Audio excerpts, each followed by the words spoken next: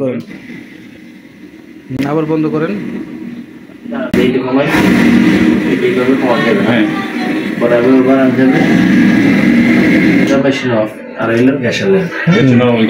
এখন মেশিন বন্ধ, টোটাল বন্ধ। যদি মেশিন চালু করেন তো সেক্ষেত্রে দেখার কি এখন ফুল গ্যাস আছে আপনার এটা, আর মেশিন চালু করলে এটা।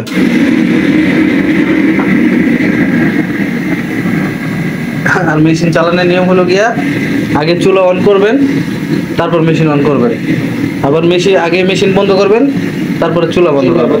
আগে মানে বন্ধ করতে হলো আগে, চালু করতে হলো আগে। আগে মেশিন প্রথমে তো যেমন গ্যাস, এই যে এখন বন্ধ করেন, গ্যাসের চুলা অন করে পরে মেশিন যখন দেখবেন গ্যাস নাই তখন এই যে আমি বন্ধ করলাম। হ্যাঁ, এই যে মেশিন ফুল বন্ধ করলাম চুলা। এখন মনে করেন আপনি রান্না করতে আইলেন, তখন কি করতে হবে? আগে এই সুইচ দুটা দিতে হবে, গ্যাস নাই দিয়ে তারপরে এই যে দিয়ে এখন দেন, টিপ দেন।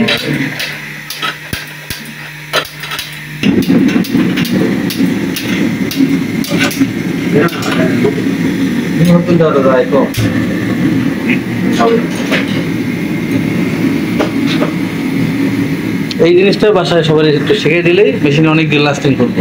মানে আগে চালু করতে হবে, তারপরে মেশিন অন করে পরে ইয়া করতে হবে। এক আর দ্বিতীয়ত যখন আমি বন্ধ করব, আগে মেশিন বন্ধ করে দেব, তারপর চুলা বন্ধ করবেন। আর এখান থেকে কমাইতে বাড়াইতে পারবেন, সমস্যা নাই। একটা কমাইলেন, বা যদি আপনার এত আগুনের দরকার নাই তখন ইনটা হালকা কমাই দিবেন। মেশিন তো অফই থাকবে। খালি যে সব আমাদের তো খালি এক দুই মানে সকাল টাইমে।